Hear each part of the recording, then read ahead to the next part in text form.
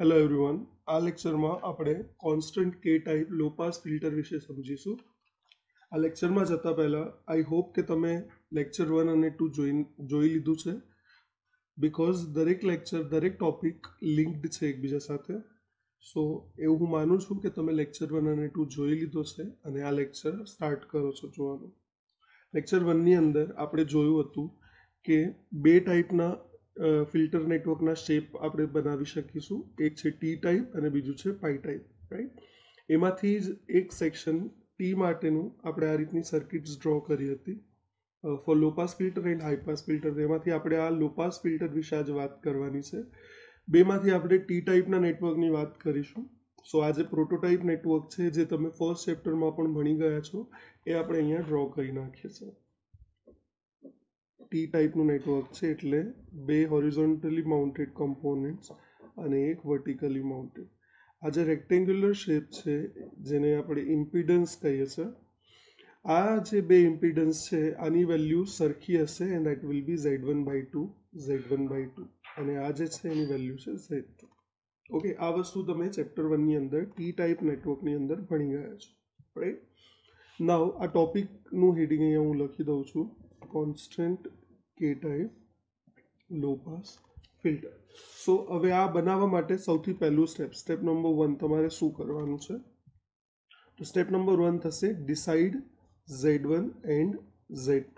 અહીંયા જે Z1 અને Z2 લખ્યા છે એની અંદર આપણે કયા કમ્પોનન્ટ મૂકવા જોઈએ એના વિશે વાત કરી છે. તો તમને જો યાદ હોય લેક્ચર 1ની અંદર આપણે આ ચાર કેસની વાત કરી હતી, horizontally mounted L and C and vertically mounted L and C. અને એ ચાર પરથી આપણે નક્કી કર્યું હતું કે કયા બે કોમ્બિનેશન્સ એવા છે કે જે લો ફ્રીક્વન્સીને પાસ કરે અને હાઈ ફ્રીક્વન્સીને પાસ ના કરે. તો તમે જોઈ શકો છો કે અહીંયા લો ફ્રીક્વન્સી પાસ થાય છે અને અહીંયા પણ લો ફ્રીક્વન્સી પાસ થાય છે અને આપણને લો પાસ ફિલ્ટર જ બનાવવું છે અત્યારે. સો આપણે હોરિઝોન્ટલ કમ્પોનન્ટ તરીકે ઇન્ડક્ટર લઈશું અને વર્ટિકલ કમ્પોનન્ટ તરીકે કેપેસિટર લઈશું. આ વાત આપણે લેક્ચર 1ની અંદર પણ કરી હતી, રાઈટ? સો આ જે કમ્પોનન્ટ છે એમાં કયા કમ્પોનન્ટની જગ્યાએ ઇન્ડક્ટર મૂકવાનું અને કયા કમ્પોનન્ટની જગ્યાએ કેપેસિટર મૂકવાનું એ આપણે ડિસાઇડ કરવાનું સ્ટેપ નંબર 1માં. સો આપણે હમણાં વાત કરીએ એ પ્રમાણે ઇન્ડક્ટરને આપણે ક્યાં મૂકવું જોઈએ? Z1 તરીકે, આડા કમ્પોનન્ટ તરીકે, રાઈટ? અને કેપેસિટરને આપણે ક્યાં મૂકવું જોઈએ? ઊભા કમ્પોનન્ટ તરીકે. ઓકે, સો ફર્સ્ટ સ્ટેપની અંદર આપણે ખાલી નક્કી કરવાનું છે કે કયા કમ્પોનન્ટની જગ્યાએ શું મૂકવાનું ઇન્ડક્ટર અને કેપેસિટરમાંથી. હવે વેલ્યુઝ આપણે ફાઇન્ડ કરી લઈએ તો આપણને ખ્યાલ છે કે ઇન્ડક્ટર જે છે એનો રિએક્ટન્સ, રાઈટ, કેટલો હોય? JXL જેટલો. અને કેપેસિટર છે એનો રિએક્ટન્સ કેટલો હોય? 1/JXC જેટલો, રાઈટ? XL અને XCની વેલ્યુ આપણે ફર્સ્ટ ચેપ્ટરમાં પણ જોઈ હતી, જે હતી 2πfL. સો અહીંયા આપણે લખી દઈએ 2πfL અને આની વેલ્યુ શું હતી? XCની value 1/J as it is. XCની વેલ્યુ છે 1/2πfC અને આપણને ખ્યાલ છે 2πf ઇઝ વોટ? ઓમેગા. સો આપણે અહીંયા લખી દઈએ JωL અને અહીંયા લખી દઈએ 1/JωC. ઓકે, આટલું ક્લિયર ને? સો અહીંયા આપણને Z1 અને Z2ની વેલ્યુ મળી ગઈ છે. સો આ તમારું ફર્સ્ટ સ્ટેપ અહીંયા પૂરું થઈ ગયું. નાવ સેકન્ડ સ્ટેપ નંબર 2માં તમે શું કરશો? સો સ્ટેપ 2માં તમારે કેને ડિફાઇન કરવાનો છે. હવે આ કે શું છે? તો આ ફિલ્ટરમાં પણ અહીંયા વર્ડ લખેલો છે. તો કે ઇઝ જસ્ટ અ કોન્સ્ટન્ટ જે કયા ઇક્વેશનને સેટિસ્ફાય કરે છે. સો જે Z1 છે એને જો આપણે Z2 સાથે મલ્ટીપ્લાય કરીએ તો આન્સર શું આવવો જોઈએ? કોન્સ્ટન્ટ આવવો જોઈએ, K². ઓકે, આપણે આ જે વેલ્યુઝ છે અહીંયા મૂકીને જોઈએ કે કેની વેલ્યુ શું થશે. તો Z1ની વેલ્યુ આપણને હમણાં જ મળી JωL. સો અહીંયા લખી દઈએ JωL ઇન્ટુ Z2ની વેલ્યુ આપણે હમણાં શું શોધી? 1/JωC. સો અહીંયા લખી દઈએ 1/JωC which is equal two K². Right? So J અને J કેન્સલ આઉટ થઈ જશે. સો K² will be equal to L/C and hence K is equal to √L/C. So second સ્ટેપમાં આપણે આ ઇક્વેશનની અંદર સ્ટેપ 1માં મળેલી Z1 અને Z2ની વેલ્યુઝ મૂકીને Kની વેલ્યુ શોધીશું, રાઈટ? સો હવે સ્ટેપ 3 માં શું કરવાનું છે? આપણે કન્ડિશન ફાઇન્ડ કરવાની છે ફોર Z0. ઓકે, સો Z0 ની કન્ડિશન ફાઇન્ડ કરવા માટે આપણે પહેલા Z0 નું ઇક્વેશન લખી દઈએ, which is under root Z1 square by 4 plus Z1 Z2. આ Z0 નું ઇક્વેશન છે. હવે આ ઇક્વેશન ક્યાંથી આવ્યું અને આ Z0 શું છે એ આપણે જોઈ લઈએ. એ આ ડેરિવેશનનો પાર્ટ નથી, પણ આઈ થિંક તમને એ ખબર હોવી જોઈએ કે આ Z0 શું છે. તો આપણે એ પહેલાં સમજી લઈશું અને પછી પાછા આ ડેરિવેશનમાં આવીશું. Z0 જે છે એને કહેવાય કેરેક્ટરિસ્ટિક્સ ઇમ્પિડન્સ. ઓકે, હવે આ જે ઇક્વેશન આપણે અહીંયા લખ્યું, પહેલાં તો આ ઇક્વેશન આવ્યું ક્યાંથી એ આપણે શોધીએ. સેમ આ નેટવર્ક માટે તો આપણે પહેલાં અહીંયા આ સાઈડ આ જે નેટવર્ક છે એ ડ્રો કરી નાખીએ ફરીથી.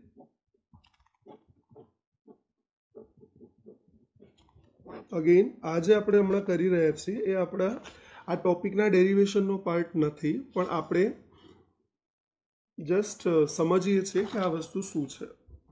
ઓકે, સો Z1/2 Z1/2 અને Z2. હવે આપણે આ જે Z0 નું ઇક્વેશન છે અહીંયા લાવવાની ટ્રાય કરીએ. તો Z0 નું જે ઇક્વેશન છે એ અહીંયાથી આવ્યું છે, ZOC ઇન્ટુ ZSC. આ ZOC શું છે? જ્યારે તમે આ આઉટપુટ ટર્મિનલ્સને ઓપન રાખો, ઓપન સર્કિટ, ત્યારે મળતો ઇનપુટ ઇમ્પિડન્સ છે. અને ZSC શું છે? જ્યારે તમે આઉટપુટ ટર્મિનલ્સને શોર્ટ કરી દો ત્યારે મળતો ઇનપુટ ઇમ્પિડન્સ છે. તો આપણે પહેલાં શોધી કાઢીએ આ બંને ઇન્ડિવિજ્યુઅલી, પછી એ બંનેની વેલ્યુને આપણે આ ઇક્વેશનમાં મૂકીને આને સોલ્વ કરીશું, જોઈએ Z0 શું મળે છે. સો સૌથી પહેલાં આપણે શોધી લઈએ ZOC, મતલબ કે આ ટર્મિનલને ઓપન રાખીએ તો અહીંયા કેટલો ઇમ્પિડન્સ મળે. તો સીધી વાત છે, જો તમે આને ઓપન ટર્મિનલ રાખો તો આ ઇમ્પિડન્સ પિક્ચરમાં આવશે નહીં. સો આ ટર્મિનલ્સ પર તમને કેટલો ઇમ્પિડન્સ મળે?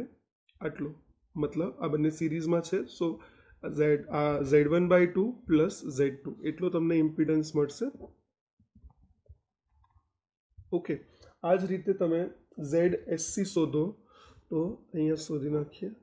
શોર્ટ સર્કિટ, જો હું આ ટર્મિનલ્સને શોર્ટ સર્કિટ કરી દઉં તો અહીંયા મને કેટલો ઇમ્પિડન્સ મળે એ ZSCની વેલ્યુ થશે. તો જો હું આને શોર્ટ કરું તો આ બંને ઇમ્પિડન્સ એકબીજાની પેરેલલમાં આવી જાય, right. So ZX parallel ZY હોય તો શું થાય? ZX into ZY divide by ZX plus ZY. તો આપણે ઇક્વેશન લખી નાખીએ, આ બંને પેરેલલમાં છે એટલે. શું લખીશું? Z1/2 ઇન્ટુ Z2, ઉપર બંનેનું મલ્ટિપ્લિકેશન ડિવાઈડ બાય નીચે બંનેનું એડિશન. ઓકે, આપણે આ ઇક્વેશન જોયું હતું રેઝિસ્ટર્સ માટે પણ. R1 પેરેલલ R2 હોય તો શું લખીએ આપણે? R1 into R2 divide by R1 plus R2. Okay, એ રીતે આ જે પેરેલલ કોમ્બિનેશન છે એ આની સિરીઝમાં છે, રાઈટ. એટલે જો આપણે આને એક ઇમ્પિડન્સ ગણીએ આખો, તો એ આખો ઇમ્પિડન્સ આની સિરીઝમાં છે, એટલે આ બંનેનું સમેશન થાય, રાઈટ. સો આ ઓલરેડી આપણે ગણેલું છે, તો જસ્ટ આપણે શું કરીશું? એડ કરી દઈશું, જેથી એ સિરીઝ કોમ્બિનેશનની ઇક્વેશનને ફોલો કરે. ઓકે, સો આ આપણને મળી ગયું ZSCની વેલ્યુ. હવે આપણે શું કરીશું? ZOC અને ZSC બંનેની વેલ્યુ આપણે ઇક્વેશનમાં મૂકીશું. સો જોઈએ શું આન્સર આવે છે. સો it will B under route ZOC કેટલું છે? Z1/2 plus Z2, right. અને આપણે એને બ્રેકેટમાં મૂકી દઈએ, ઇન્ટુ ZSC કેટલું છે? તો Z1/2 plus Z1/2 Z2 divide by Z1/2 plus Z2, right. તો તમે જુઓ તો આપણે સૌથી પહેલાં શું કરીએ? આપણે આ ઇક્વેશનને અહીંયા મલ્ટીપ્લાય કરી દઈએ, જેથી આખાનો કોમન ડિનોમિનેટર આ થઈ જાય. તો આપણે શું કરીએ? Z1/2 પ્લસ Z2, અને આને અહીંયા મલ્ટીપ્લાય કરીએ છીએ તો શું થશે વિચારો?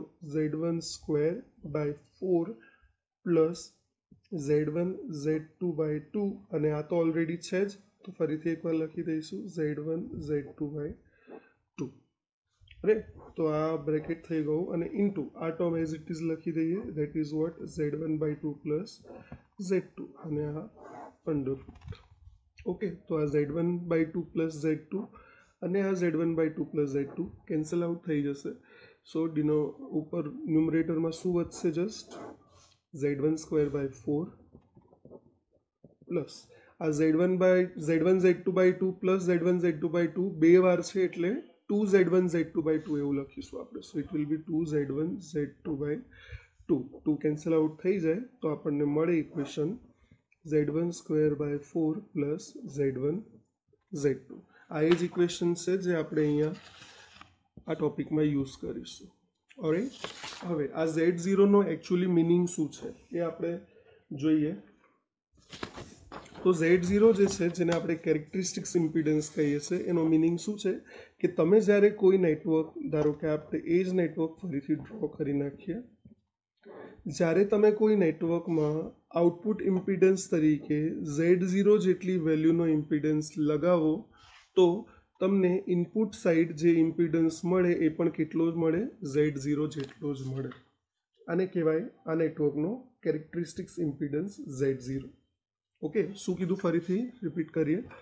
જો આપણે કોઈ નેટવર્કના આઉટપુટમાં z0 જેટલો ઇમ્પિડન્સ, મતલબ કે આ નેટવર્કના કેરેક્ટરિસ્ટિક્સ ઇમ્પિડન્સ જેટલો ઇમ્પિડન્સ લગાવીએ તો આ આખા નેટવર્કનો ઇનપુટ ઇમ્પિડન્સ પણ z0 જેટલો જ તમને મળે. હવે આ વસ્તુ સાચી છે કે ખોટી એ આપણે વેરીફાઈ બી કરવું જોઈએ, તો આપણે વેરીફાઈ પણ કરી લઈએ અને પછી આપણે આપણા ડેરિવેશનમાં આગળ વધીએ. શું કહીએ છીએ આપણે કે આ નેટવર્કનો ઇમ્પિડન્સ z0 જેટલો થવો જોઈએ. તો આપણે ફાઇન્ડ કરી લઈએ. આની વેલ્યુ હતી z1/2, z1/2 અને z2. ઓલરાઈટ, તો આપણે આનો ઇનપુટ ઇમ્પિડન્સ શોધવાની ટ્રાય કરીશું. આપણે અહીંયાથી આ સાઈડ આવીશું તો આ બંને સિરીઝમાં છે, એ આખો આમ આની પેરેલલમાં છે અને આ આખું નેટવર્ક આની સિરીઝમાં છે. આ રીતે આપણે આખો ઇમ્પિડન્સ જે છે equivalent Z in A find કરીશું અને જોઈશું કે એ z0 જેટલો થાય છે કે નથી થતો. રાઈટ, સો આપણે ફટાફટ આને પૂરું કરીએ જેથી આપણે આપણા ડેરિવેશનમાં પાછા જઈ શકીએ. સો z બરાબર શું થશે વિચારો. આ બંને જે છે એ બંને એકબીજાની સિરીઝમાં છે. સો આપણે અહીંયાથી લખીએ. સો z1/2 પ્લસ z0 બંને સિરીઝમાં છે એટલે રાઈટ. આ જે આર્મ છે, આ આર્મ એ આ z2ની પેરેલલમાં છે એટલે આને જો આપણે એક zx કહીએ તો zx પેરેલલ z2, રાઈટ, આવું થાય. તો zx પેરેલલ z2ની ઇક્વેશન શું થાય? zx into z2 divide by zx plus z2. Okay, આટલાનું થઈ ગયું. હવે એ આખું જે નેટવર્ક છે એ z1/2ની શું છે? સિરીઝમાં છે. તો અહીંયા હું પ્લસ કરીને શું લખી દઈશ? z1/2. ઓકે, હવે આ વસ્તુને આપણે સોલ્વ કરવાની થશે તો આપણે સોલ્વ કરવાની ટ્રાય કરીએ. શું થાય છે શું નહીં જોઈએ. પહેલાં આપણે આ બ્રેકેટને ઓપન કરી દઈએ. So it will be z1/2 plus બ્રેકેટને ઓપન કરશો તો શું થશે? z1 z2/2 plus z0 z2 થયો અને divide by z1/2 plus z0 plus z2. હવે આ જે ડિનોમિનેટર છે એને આપણે આની સાથે મલ્ટીપ્લાય કરીએ કે જેથી આખાના છેદમાં તમે આ લખી શકો. તો શું કરીએ છીએ આપણે? આ z1 છે એની સાથે આ ત્રણેય ટર્મને મલ્ટીપ્લાય કરીએ. સો it will B z1²/4 plus z1 z0/2 plus z1 z2/2. Okay, plus આ જે બે ટર્મ્સ છે એઝ ઇટ ઇઝ લખી દઈએ. તો z1 z2/2 plus z0 z2 અને આખાના ડિવિઝનમાં હવે આવી જશે z1/2 plus z0 plus z2. તો આપણે અહીંયા લખી દઈએ z1²/4 plus z1 z0/2 plus આ z1 z2/2 અને આ બે વાર છે એટલે 2z1 z2 એવું લખીશું અને પ્લસ z0 z2. તો તમે જુઓ તો આ 2 અને 2 કેન્સલ થઈ જશે. રાઈટ, સો અને ડિવિઝનનું જે છે એઝ ઇટ ઇઝ લખી દઈએ z1/2 plus z0 plus z2. Okay, આટલું થઈ ગયું. હવે આપણે અહીંયાથી જ કન્ટિન્યુ કરીશું નેક્સ્ટ પેજમાં. તમે જો ધ્યાનથી જુઓ તો z1²/4 plus z1 z2. Okay, શું કહીએ છીએ આપણે? z1²/4 પ્લસ z1 z2 એ કોનું ઇક્વેશન થશે? z0²નું. જો z0 બરાબર અંડર રૂટ હોય તો આ રૂટ કાઢી નાખીએ તો આ z0² થાય ને. એનો મતલબ કે આપણે આ પ્લસ આની જગ્યાએ શું લખી શકીએ? z0². રાઈટ, પ્લસ આ જે છે એઝ ઇટ ઇઝ મૂકી દઈએ પ્લસ Z0 Z2, બાકીની જે ટર્મ્સ છે આ અને આ એઝ ઇટ ઇઝ મૂકી દીધી. રાઈટ, સો આ થઈ ગયું. હવે ને ડિનોમિનેટર રહી ગયું છે Z1/2 plus Z0 plus Z2. હવે ઉપરના ટર્મમાંથી આપણે Z0 જો કોમન લઈએ તો શું વધે? Z0 એકવાર પ્લસ Z1/2 અને પ્લસ Z2 અને divide by Z1/2 plus Z0 plus Z2. તો આ બંને ટર્મ કેન્સલ થઈ જશે. સો સિમ્પલી શું વધશે? Zin બરાબર Z0. એનો મતલબ કે આપણે અહીંયા જે વાત કરીએ છીએ એની ડેફિનેશનમાં Z0ની એ વાત સાચી છે કે તમે જ્યારે કોઈ પણ નેટવર્કના આઉટપુટ ટર્મિનલ્સ પર એ નેટવર્કના કેરેક્ટરિસ્ટિક્સ ઇમ્પિડન્સ જેટલો ઇમ્પિડન્સ લગાવો તો એ નેટવર્કનો ઇનપુટ ઇમ્પિડન્સ પણ Z0 જેટલો જ થશે, જે આપણે અહીંયા વેરીફાઈ પણ કરી લીધું. અગેન આ જે વસ્તુ આપણે હમણાં કેલ્ક્યુલેટ કરી, આ Z0નું આખું ઇક્વેશન અને આ Z0નું જે આ કન્ફર્મેશન હતું કે ઇનપુટ ઇમ્પિડન્સ Z0 જેટલો થાય, આ બંને વસ્તુઓ આપણા ડેરિવેશનનો પાર્ટ નથી. જે આપણે ટોપિક આજે વાત કરીએ છીએ એનો પાર્ટ નથી, પણ આપણે જસ્ટ એનો મિનિંગ ક્લિયર કરવા માટે આ ડેરિવેશન્સ જોયા. રાઈટ, આ પોઈન્ટ પરથી આપણને એક વસ્તુ શું ખબર પડે કે આ જે નેટવર્ક છે એનો ઇનપુટ ઇમ્પિડન્સ Z0 છે, જ્યારે તમે એના આઉટપુટ ટર્મિનલ્સ પર Z0 જેટલો ઇમ્પિડન્સ લગાવો. એનો મતલબ શું થયો કે આ નેટવર્કની જગ્યાએ હું આવું દોરું તો ચાલે? ચાલે ને, કારણ કે આઉટપુટ ઇમ્પિડન્સ જોડે પણ Z0 જેટલો ઇમ્પિડન્સ લગાવ્યો છે. રાઈટ, તમે અહીંયાથી જુઓ તો, અને એટલો ઇમ્પિડન્સ પણ તમને ઇનપુટ સાઇડથી પણ મળશે. એટલે આ નેટવર્ક આપણે આની જગ્યાએ વાપરીશું એનાલિસિસ કરવા માટે ફર્ધર. તો આપણે આપણા ટોપિકમાં પાછા આવી જઈએ. રાઈટ, હવે આ ટોપિકમાં જે અહીંયા લખ્યું છે એ ઇક્વેશનને આપણે આગળ સોલ્વ કરવાનું છે, પણ આપણે એ સોલ્વ કરવા માટે આ નેટવર્કની જગ્યાએ હમણાં વાત કરીએ પ્રમાણે શું દોરીશું? This one. ઓકે, કારણ કે આઉટપુટમાં Z0 લગાવશો ત્યારે ઇનપુટ સાઇડથી જે ઇમ્પિડન્સ મળશે એ પણ Z0 જ હશે. તો આપણે આ નેટવર્કની એનાલિસિસ કરીશું આની માટે, નહીં કે આ. Alright, fine. હવે આ નેટવર્કમાં જુઓ તમે, સ્ટેપ 3માં આવી ગયા આપણે. અહીંયા મારી પાસે લો ફ્રીક્વન્સી અને હાઈ ફ્રીક્વન્સી બંને હશે.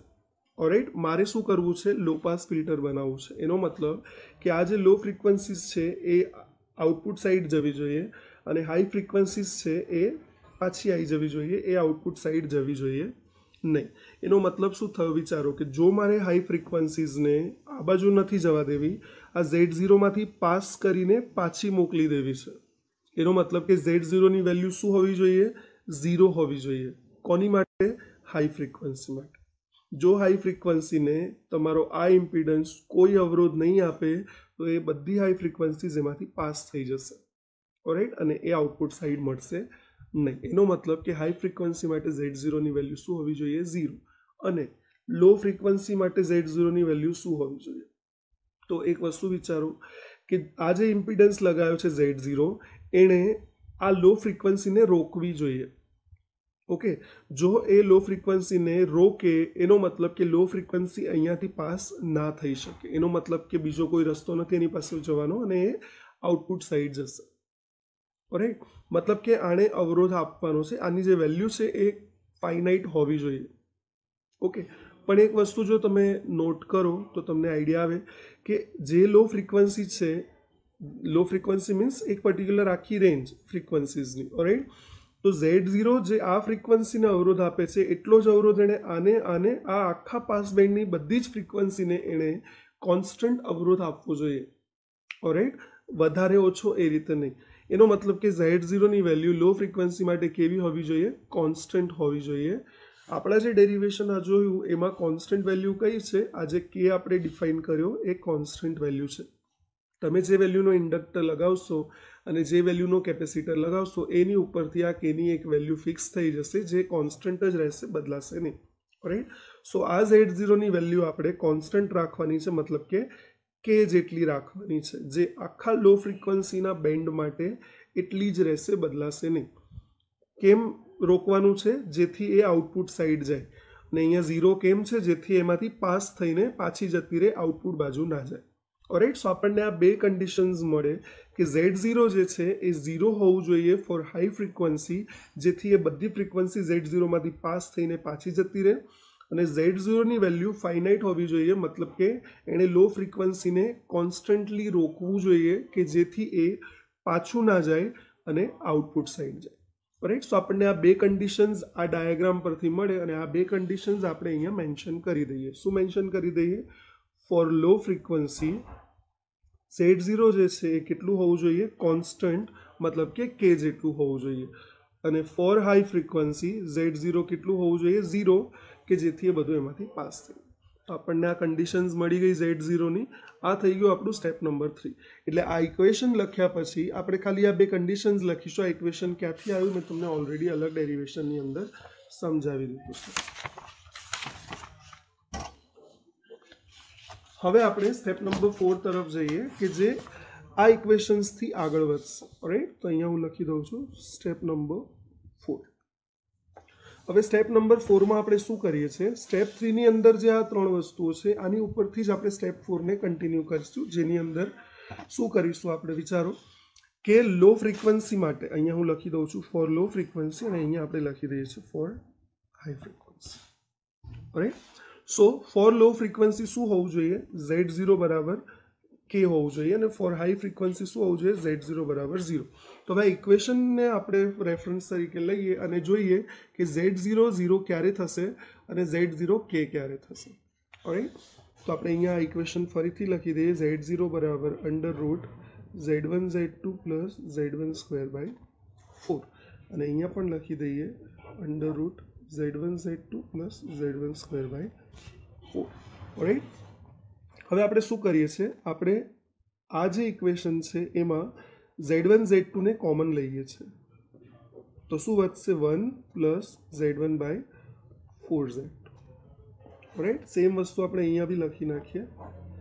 Z1 Z2 1 plus Z1 by 4Z. Alright, હવે આપણને ખ્યાલ છે કે Z1 ઇન્ટુ Z2, અહીંયા ઇક્વેશન જોઈએ આપણે સ્ટેપ 2માં, તો Z1 ઇન્ટુ Z2 બરાબર શું છે? K સ્ક્વેર છે. તો અહીંયા આપણે શું કરીએ? K સ્ક્વેર મૂકી દઈએ છીએ, અને જો વર્ગમૂળમાં K સ્ક્વેર હોય તો વર્ગમૂળની બહાર એ શું થઈ જશે? K થઈ જશે. સો અંદર શું વધશે? ખાલી 1 plus Z1 by 4Z. Right, અને અહીંયા પણ સેમ કરી નાખીએ 1 plus Z1 by 4Z. Alright, આ આપણને Z0 ની ઇક્વેશનને આપણે થોડું સિમ્પ્લિફાય કરી દીધું આપણા રેફરન્સ માટે. સો હવે લો ફ્રીક્વન્સી માટે મારે શું કરવાનું છે? Z0 ની વેલ્યુ K રાખવાની છે. હવે આ ઇક્વેશનને જુઓ તમે તો તમને કંઈક ખબર પડે કે આ Z0 બરાબર K ક્યારે થશે? જ્યારે આ ટર્મ છે એની વેલ્યુ 1 હોય. ઓકે, જો આ ટર્મની વેલ્યુ 1 થાય તો K into 1 will be K, અને Z0 બરાબર K, અને એ જ આપણને જોઈએ છે ફોર લો ફ્રીક્વન્સી. એ જ વસ્તુ અહીંયા વિચારો કે Z0 ની વેલ્યુ 0 ક્યારે થાય? આ ડેરિવેશન તમે જુઓ તો આ Z0 છે એની વેલ્યુ અહીંયા 0 ક્યારે થાય? જ્યારે K બરાબર 0 હોય અથવા આ ટર્મ બરાબર 0 હોય. તો anything will be 0, anything into 0 will be 0. Right, હવે K બરાબર 0 તો પોસિબલ નથી. કેમ? કારણ કે K નું ઇક્વેશન છે અંડર રૂટ L/C. તો L બરાબર 0 હોય અથવા C બરાબર ઇન્ફાઇનાઇટ હોય ત્યારે K ની વેલ્યુ 0 થાય, which is not possible practically. એટલે K ની વેલ્યુ 0 તો પોસિબલ છે નહીં. એનો મતલબ કે જો આ ટર્મ 0 હોય તો K ઇન્ટુ 0 વિલ બી 0, અને Z0 બરાબર 0 થઈ જાય ફોર હાઈ ફ્રીક્વન્સી. એનો મતલબ કે Z0 ને 0 કરવું હોય તો શું કરવું પડે? આ ટર્મને 0 કરવી પડે. હવે આ ટર્મ 0 ક્યારે થાય? વિચારો, જ્યારે Z1 બાય 4Z2 બરાબર -1 હોય. ઓકે, જો આ ટર્મ -1 હોય તો 1 - 1 will be 0, and 0 into K will be 0, so that Z0 બરાબર 0 ફોર હાઈ ફ્રીક્વન્સી. એનો મતલબ કે આ 0 કરવા માટે મારે શું કરવું પડે? આ ટર્મને -1 કરવી પડે. એ જ વસ્તુ અહીંયા વિચારો આ વાળા પોઈન્ટમાં કે આ ટર્મ 1 ક્યારે થાય? જ્યારે આ ટર્મ 0 હોય. જો આ ટર્મ 0 હોય તો 1 પ્લસ 0 વિલ બી 1, અને 1 into K will be K, જે આપણને જોઈએ છે ફોર લો ફ્રીક્વન્સી. એનો મતલબ કે Z0 will be K when z1 by 4z2 is equal to z1 by 4z2 is equal to 0. એનો મતલબ કે આપણને આ બે કન્ડિશન્સ મળી ગઈ. જો આ બે કન્ડિશન્સ ફૂલફિલ થાય તો z0 બરાબર k થાય ફોર લો ફ્રીક્વન્સી અને z0 બરાબર 0 થાય ફોર હાઈ ફ્રીક્વન્સીઝ. રાઈટ. સો સ્ટેપ નંબર 5માં આપણે આ બે કન્ડિશન્સને આગળ કન્ટિન્યુ કરીશું. સ્ટેપ નંબર 5ની અંદર આપણે આ જે બે કન્ડિશન્સ મળી છે for low frequency and high frequency આપણે અહીંયા લખી દઈએ. ફોર લો ફ્રીક્વન્સી કન્ડિશન શું છે કે z0 should be equal to k, અને આ z0 ને k કરવા માટેની કન્ડિશન આપણને હમણાં શું મળી કે z1 by 4z2 should be 0. Right. અને એ જ વસ્તુ ફોર હાઈ ફ્રીક્વન્સી શું હોવું જોઈએ, z0 બરાબર 0 હોવું જોઈએ. અને z0 0 ક્યારે થશે તો આપણે હમણાં જે આ ડેરિવેશન કર્યું એની બધી ખબર પડી કે આવું હોય ત્યારે z0 0 થશે. તો z0 will be 0 when z1 by 4z2 is equal to -1. Alright. તો હવે આ સ્ટેપ 5માં આપણે આ બે ઇક્વેશન્સને સોલ્વ કરવાના છે તો આપણને આપણો જરૂરી આન્સર મળી જશે. તો આપણે આ ઇક્વેશન્સને સોલ્વ કરીએ. z1 by 4z2 is equal to 0. So આ 4z2 આ બાજુ આવી જાય તો z1 વિલ બી 0.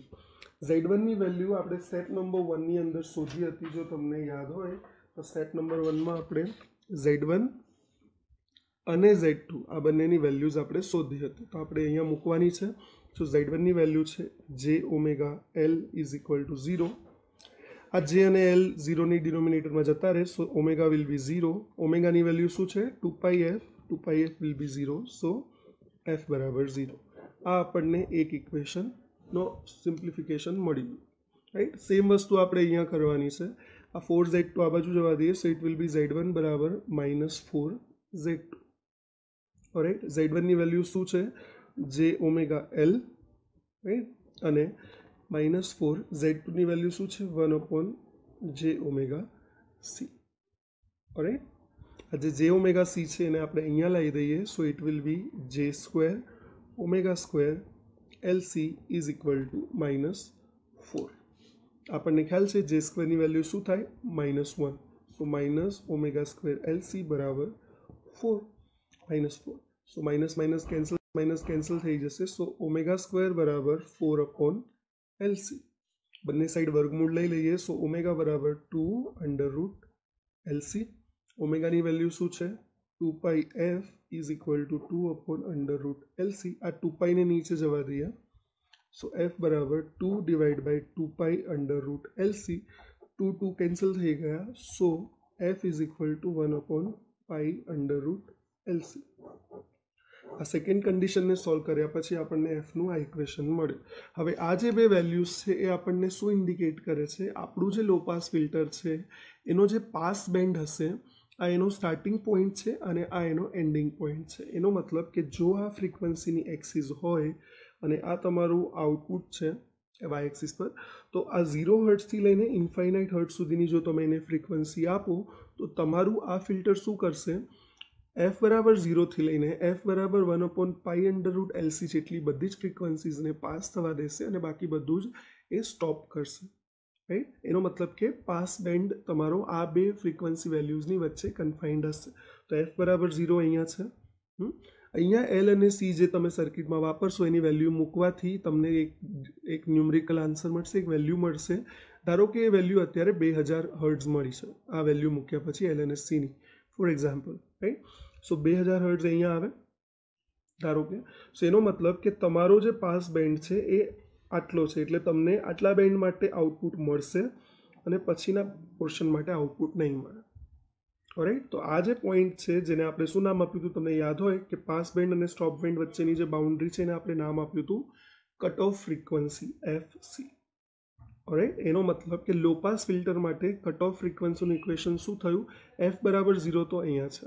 રાઈટ. એનો મતલબ કે આ પોઈન્ટ આ વેલ્યુ કેટલી થશે, FC બરાબર 1/π√LC. રાઈટ. આ ઇક્વેશન આપણે યાદ રાખીશું કારણ કે નેક્સ્ટ લેક્ચર જે છે લેક્ચર નંબર 4 એની અંદર આપણે આ ઇક્વેશનની મદદથી સર્કિટની એનાલિસિસ અને સર્કિટની ડિઝાઇન કરવાની છે. ઓકે. આઈ હોપ તમને આ ટોપિકમાં સમજ પડે છે. આખું ડેરિવેશન તમે એકવાર જાતે કરશો તો તમને થોડું વધારે ક્લિયર થશે. હવે આપણે એક સમરી બનાવી લઈએ કે જો આ ટોપિક એક્ઝામમાં પૂછાય તો તમે કેટલું લખશો. જો આ ટોપિક પૂછાય કોન્સ્ટન્ટ કે ટાઈપ લો પાસ ફિલ્ટર, તો તમે સૌથી પહેલાં ડાયાગ્રામ ડ્રો કરશો. આ ડાયાગ્રામની બાજુમાં તમે ઇન્ડક્ટર અને કેપેસિટરવાળી જે સર્કિટ ડ્રો કરાવી હતી આ એ સર્કિટ આની સાથે ડ્રો કરશો. રાઈટ. પછી સ્ટેપ 1 જેની અંદર આપણે શું કરીએ છીએ, Z1 અને Z2ના ઇક્વેશન્સ પરથી એની વેલ્યુ ફાઇન્ડ કરીએ છીએ, નક્કી કરીએ છીએ કે Z1ની જગ્યાએ કયું કમ્પોનન્ટ હશે અને Z2ની જગ્યાએ કયું. રાઈટ. સેકન્ડ સ્ટેપની અંદર આ બંને વેલ્યુઝનો યુઝ કરીને આપણે Kની વેલ્યુ ફાઇન્ડ કરીએ છીએ. that is K is equal to under root L by C which will be a constant. Right. Step 3ની અંદર આપણે Z0ની કન્ડિશન શોધીએ છીએ. આ કન્ડિશન આપણે ક્યાંથી શોધીએ છીએ? આ ડાયાગ્રામ પરથી. This is the equivalent diagram કે જે આપણે Z0ના જે ઇક્વેશનને બધું ડિરાઈવ કર્યું હતું એની પરથી આવ્યો છે. તો સીધો આ ડાયાગ્રામ ડ્રો કરશો તમે અને આ જે આપણે લોજિક લગાવ્યું છે એની ઉપરથી આ બે કન્ડિશન્સ તમે શોધશો. રાઈટ. સ્ટેપ 3ની અંદર. સ્ટેપ 4ની અંદર આપણે આ કન્ડિશન્સને આ ઇક્વેશન પર એપ્લાય કરીને બીજી બે કન્ડિશન શોધીશું કે Z0 K ક્યારે થાય. આ કન્ડિશન પરથી જોઈને ખબર પડે કે Z0 જે છે એ K ક્યારે થશે, જ્યારે Z1/4 Z2 0 હશે. રાઈટ. એ જ રીતે જે બીજી કન્ડિશન છે કે Z0 બરાબર 0 હાઈ ફ્રીક્વન્સી માટે ક્યારે થશે, તો અગેન આ ઇક્વેશનની અંદર આ વસ્તુ એપ્લાય કરો તો તમને ખબર પડે કે Z1/4 Z2 બરાબર -1 હશે ત્યારે Z0 બરાબર 0 થશે. તો આ જે કેલ્ક્યુલેશન છે તમે સ્ટેપ 4માં લખશો. તો સ્ટેપ 1 2 3 3માં આ ડાયાગ્રામ, દેન સ્ટેપ નંબર 4 એમાં આ બે કન્ડિશન મળશે અને લાસ્ટ સ્ટેપ જે છે સ્ટેપ નંબર 5 એની અંદર તમે એ બંને જે કન્ડિશન્સ મળી છે એની અંદર Z1 અને Z2ની વેલ્યુ મૂકીને એને સોલ્વ કરશો તો તમને ફ્રીક્વન્સીની બે વેલ્યુઝ મળશે. આ બે વેલ્યુઝ તમારો સ્ટાર્ટિંગ અને એન્ડિંગ પોઈન્ટ છે તમારા પાસ બેન્ડનો. આ જે ફ્રીક્વન્સીનું ઇક્વેશન છે કે જે બાઉન્ડ્રી છે પાસ બેન્ડ અને સ્ટોપ બેન્ડ વચ્ચેની, જેને આપણે કટ ઓફ ફ્રીક્વન્સી કહીએ છીએ. આ ઇક્વેશન તમે યાદ રાખશો કારણ કે આ ઇક્વેશનની જરૂર પડશે આપણને કોન્સ્ટન્ટ કે લો પાસ ફિલ્ટરની સર્કિટના એનાલિસિસ અને ડિઝાઇનિંગ માટે. Thank you.